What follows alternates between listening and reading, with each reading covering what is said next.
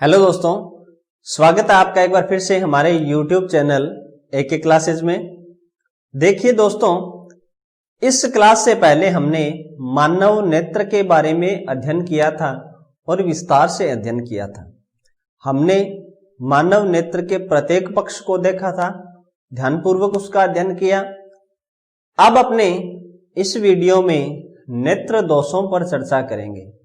देखिए, मानव नेत्र के अंदर अलग अलग प्रकार के दोष भी पाए जाते हैं। जैसे उदाहरण के तौर पर अपन देखते हैं,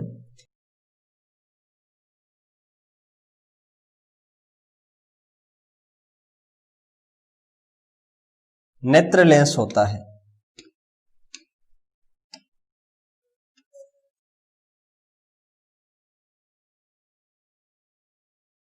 लेंस था उत्तल प्रकृति का होता है और ये आंख की संरचना थी। अब देखिए, हमारी आंख जब भी किसी वस्तु को देखती है इस तरीके से, मान लीजिए ये कोई वस्तु है जिसे हमारी आंख देख रही है, तो ये जो वस्तु है ये होता है, इसे अपने बिंब कह सकते हैं। ये होता है बिंब। इस बिंब से प्रकाश की किरणें टकराने के बाद लेंस के माध्यम से कॉर्निया तक पहुंचती है और कॉर्निया पर इस जगह पर आने के बाद इस वस्तु का काल्पनिक चित्र होता है और इसका नाम होता है प्रतिबिंब। इसे अपने बोलते हैं प्रतिबिंब। अब एक बार देखते हैं, इस वस्तु से प्रकाश की किरणें इस तरीके से आती हैं। इस तरीके से आई, मान लीजिए ये वस्तु थी। अब इस लेंस से गुजरने के बाद इस तरीके से प्रतिबिंब जो होता है ये इस लेंस का फोकस बिंदु होता है। ये इस लेंस का होता है फोकस बिंदु। दूसरी बात, इस लेंस से लेके और यहां तक ये जो दूरी है इसको अपने बोला जाता है फोकस दूरी। इसको कहा जाएगा फोकस दूरी। अब देखिए, हमारी आंख के अंदर जो प्रतिबिंब बनता है, इस प्रतिबिंब की प्रकृति होती है, होता ये वास्तविक होता है, लेकिन उल्टा होता है। हमारा जो नेत्र लेंस होता है वो उत्तल प्रकृति का होता है और उत्तल लेंस जो होता है उससे बनने वाला प्रतिबिंब वास्तविक और उल्टा होता है, लेकिन हमें कोई वस्तु उल्टी नहीं दिखाई देती। इसका क्या कारण है?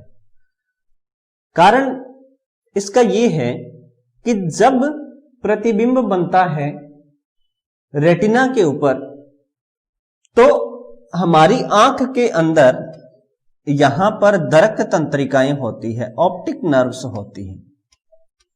यहां पर होती है दरक तंत्रिकाएं। ये तंत्रिकाएं यहां से सूचना को लेकर जाती है मस्तिष्क तक। यहां से सूचना जाती है ब्रेन के पास, और मस्तिष्क जो है वो अपनी समंजन क्षमता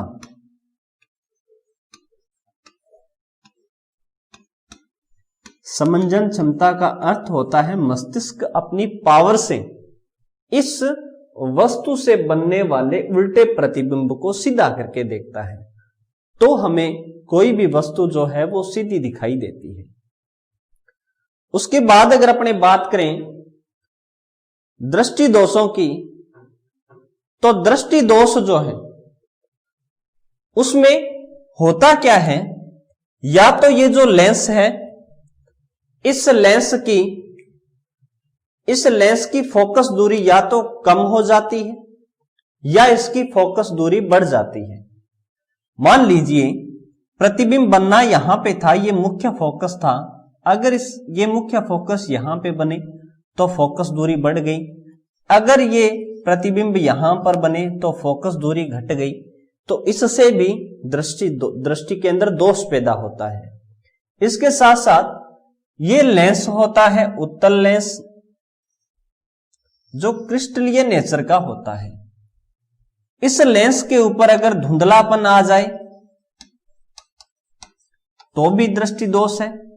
इसकी वक्रता के अंदर कोई परिवर्तन आ जाए तो भी दृष्टि दोष है।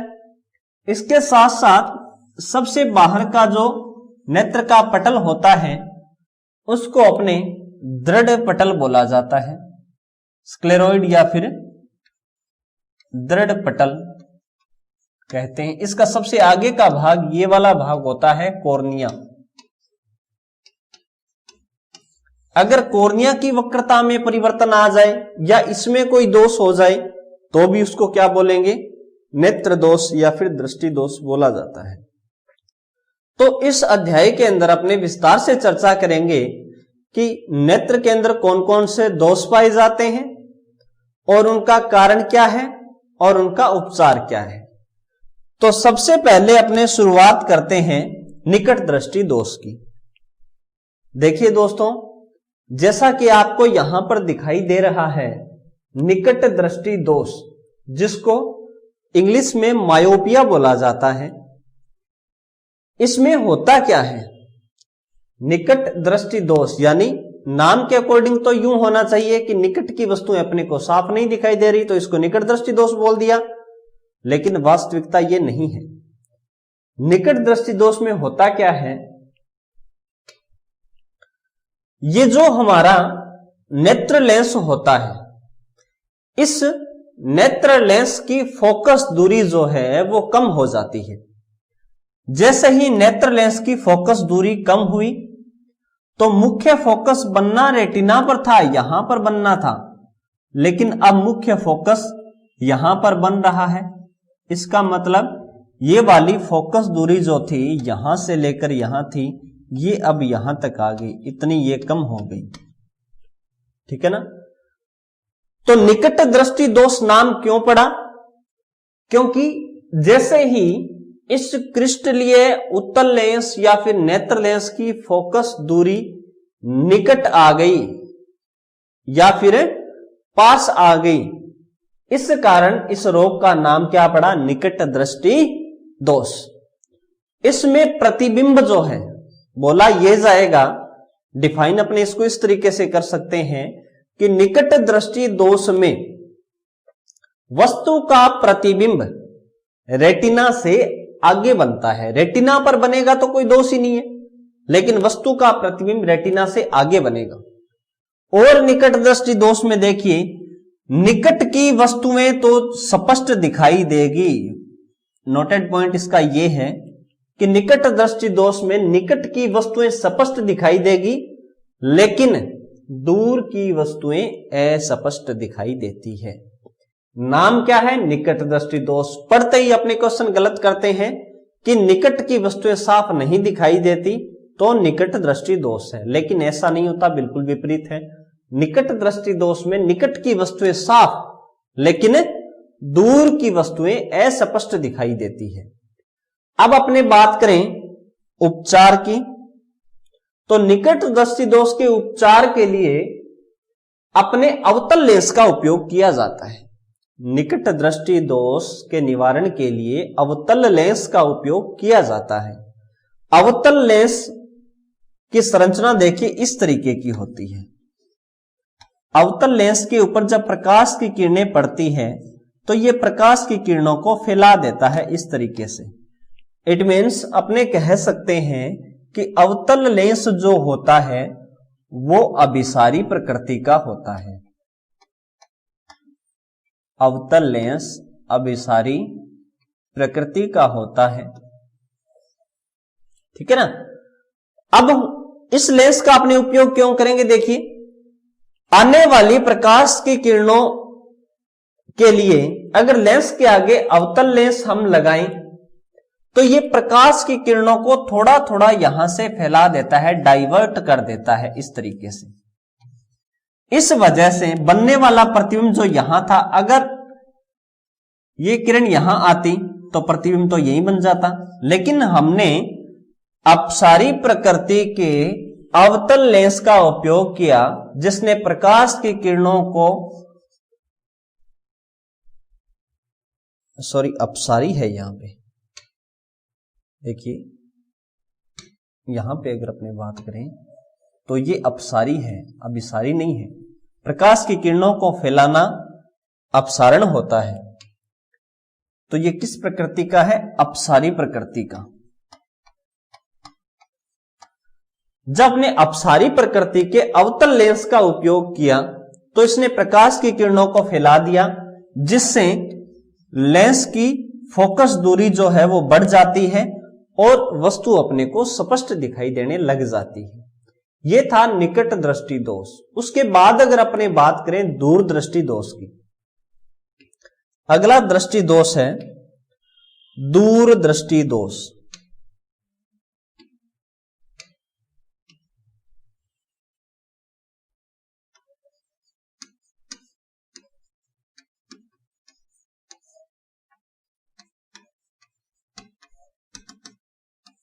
दूरदृष्टि दोष को इंग्लिश में बोला जाता है हाइपरमेट्रोपिया।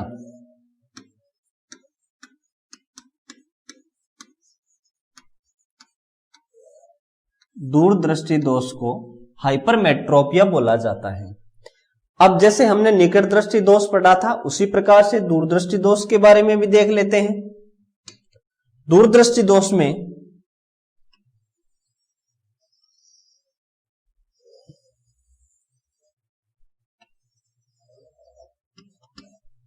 ये रेटिना है, यहां पर कोई वस्तु है जिसका प्रतिबिंब हमें देखना है। इस वस्तु से प्रकाश की किरणें आती हैं। ये प्रकाश की किरणें इस लेंस पर गिरने के बाद फोकस बनाएगी और ये जो फोकस बनेगा ये इस रेटिना से पीछे बनता है तथा लेंस से दूर बनता है। वस्तु का प्रतिबिंब लेंस से दूर बनता है, इस कारण इस रोग को क्या नाम दिया गया? दूरदृष्टि दोष। लेकिन अपने अगर लिखते हैं इसको तो कैसे लिखा जाएगा? देखिए, इस रोग में वस्तु का प्रतिबिंब, इस रोग में वस्तु का प्रतिबिंब रेटिना से पीछे बनता है।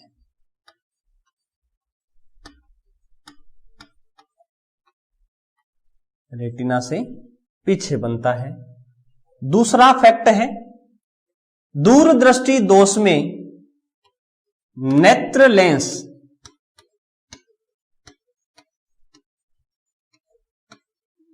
की फोकस दूरी, नेत्र लेंस की फोकस दूरी जो है वो बढ़ जाती है। निकट दृष्टि दोष में फोकस दूरी घट रही थी, जबकि दूर दृष्टि दोष के अंदर फोकस दूरी जो है बढ़ जाती है। अब देखिए इस रोग का क्या प्रभाव है।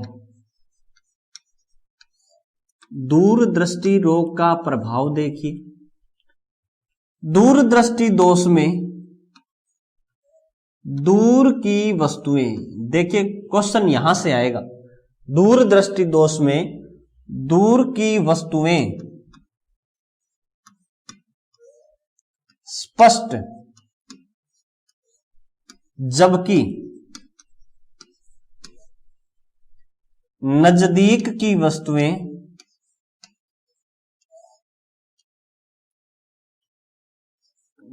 नजदीक की वस्तुएं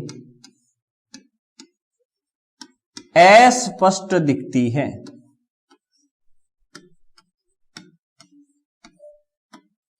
जबकि नजदीक की वस्तुएं कैसी दिखाई देती है? अस्पष्ट दिखाई देती है।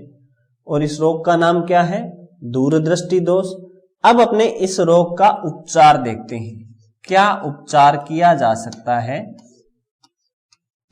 दूरदृष्टि दोष का।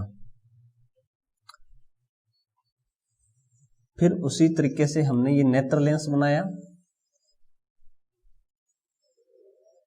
अब देखिए होता क्या है, उपचार के लिए हम यहां पे उत्तल लेंस का उपयोग करते हैं। कौन से लेंस का उपयोग करेंगे? उत्तल लेंस का। अब देखिए होता क्या है, पहले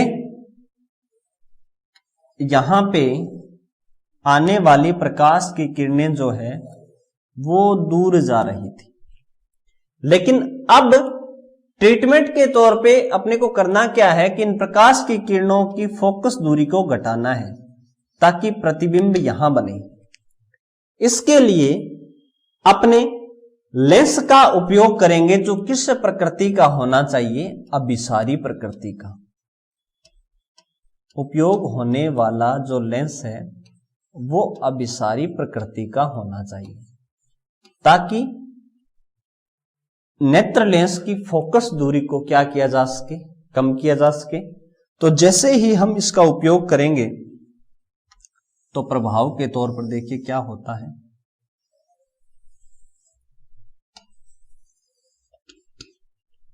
अब हम यहां पे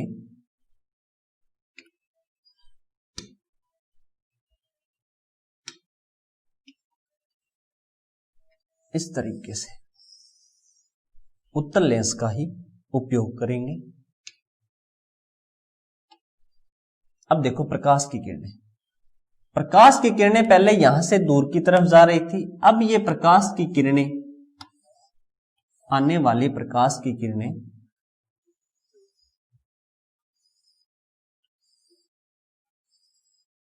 के अंदर थोड़ा सा अभिसरण होता है और बनने वाला प्रतिबिंब डायरेक्ट किस पर बनता है? रेटिना पर बनता है।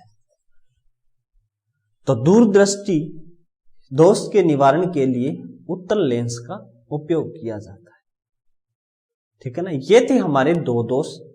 कौन कौन से? दूरदृष्टि दोष और निकट दृष्टि दोष। अब अपने बात करेंगे अगला जो रोग है उसका नाम है, तीसरा जो रोग है इस रोग का नाम है जरा दृष्टि दोष या फिर प्रेस बायोपिया। जरा दृष्टि रोग या फिर प्रेस बायोपिया।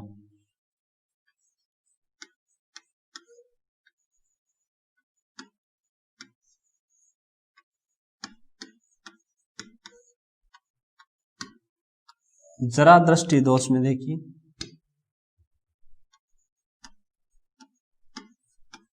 नजदीक व दूर की वस्तुएं अस्पष्ट दिखती है।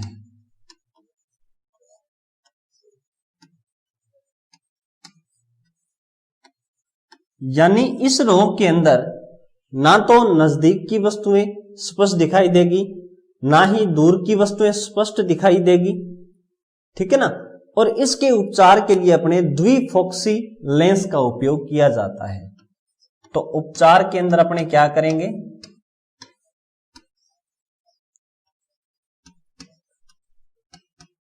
द्विफोक्सी लेंस। देखिए ये ज्यादातर वृद्धों में होता है, यानी जैसे जैसे उम्र बढ़ती है तो इस प्रकार का दोष लग जाता है। इसमें क्या होता है, द्विफोक्सी लेंस के अंदर ऊपर अवतल लेंस और नीचे उत्तल लेंस। द्विफोक्सी लेंस इस प्रकार से आपने देखा होगा बुजुर्गों में के पास जो चश्मा होता है उसमें ऊपर की तरफ अवतल लेंस होता है जो दूर की वस्तुओं को स्पष्ट देखता है, और नीचे की तरफ उत्तल लेंस होता है। नीचे की तरफ उत्तल लेंस होता है। इस प्रकार से जरा दृष्टि दोष या फिर प्रेस बायोपिया के अंदर द्विफोक्सी लेंस का उपयोग किया जाता है। देखिए नेक्स्ट जो दोष है उसको अपने कहते हैं एस्टेरिमिज्म या फिर दृष्टि वैषम्य। अगला जो रोग है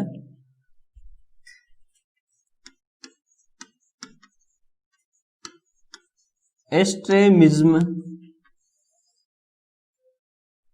या फिर दृष्टि वैषम्य। देखिए एस्टेरेमिज्म या फिर दृष्टि वैषम्य में होता क्या है, इसमें व्यक्ति जो है वो क्षैतिज और ऊर्ध्वाधर वस्तुओं के अंदर विभेद नहीं कर पाता, क्योंकि कॉर्निया की जो वक्रता है वो बदल जाती है। ठीक है ना, होता क्या है, कॉर्निया की वक्रता बदलने के कारण,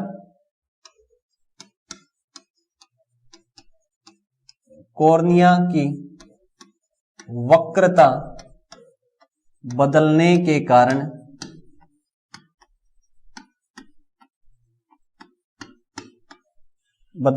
कारण व्यक्ति क्षैतिज व ऊर्ध्वाधर वस्तुओं में विभेद नहीं कर पाता, वैषम्य हो जाता है, विभेद नहीं कर पाता, उसको अपने क्या बोलते हैं, एस्टेरेमिज्म या फिर दृष्टि वैषम्य बोलते हैं। और इसके उपचार के लिए अपने बेलनाकार लेंस का उपयोग किया जाता है। उपचार देखिए इसका, एस्टेरेमिज्म के उपचार के लिए बेलनाकार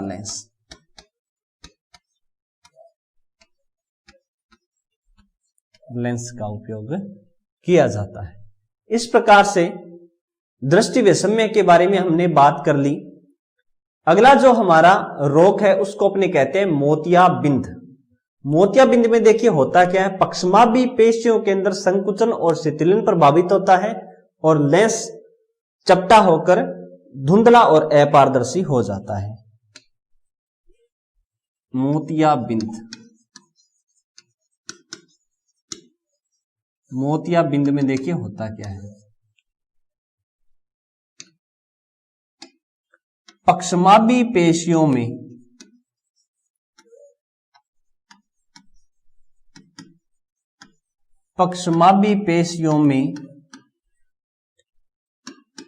संकुचन व शिथिलन प्रभावित होगा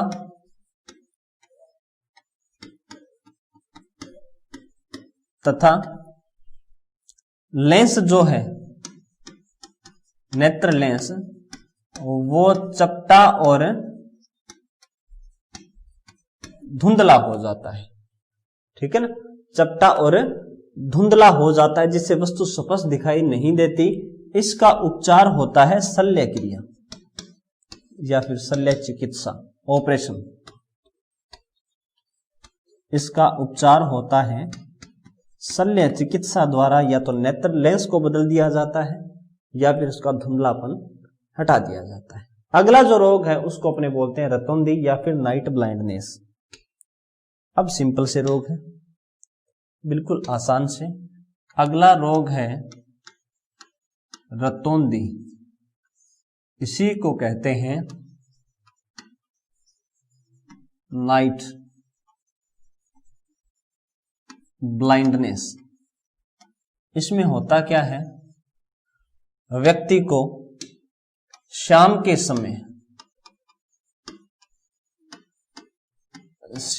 समय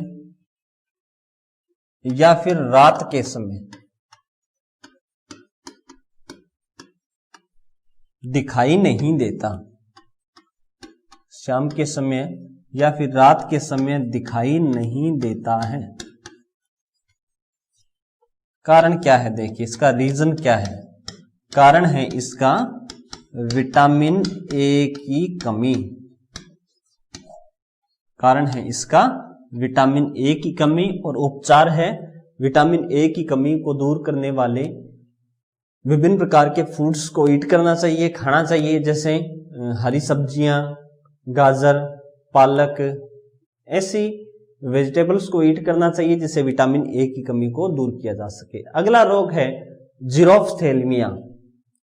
अगले रोग की अगर अपनी बात करें जिसका नाम है जीरोफ्थेल्मिया, जीरोफ्थेल्मिया होता क्या है? जीरोफ्थेल्मिया होता है वास्तविक तौर पर आंख का सूखापन, आंख का सूखापन, आंख का सूखापन क्या होता है? जीरोफ्थेल्मिया। और इसका भी कारण क्या है? विटामिन ए की कमी, विटामिन ए की कमी। जीरोफ्थेल्मिया विटामिन ए की कमी से होता है, जिसमें आंखों में सूखापन आता है। नेक्स्ट देखिए, अगला है वर्णांधता।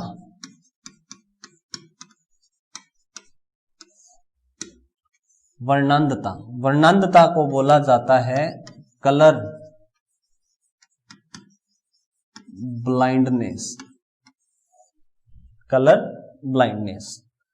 इसमें देखिए होता क्या है, इसमें जो व्यक्ति है वो लाल और हरे रंग में विभेद नहीं कर पाता। व्यक्ति द्वारा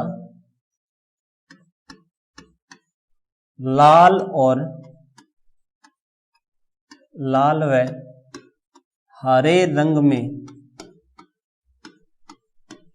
विभेद ना कर पाना।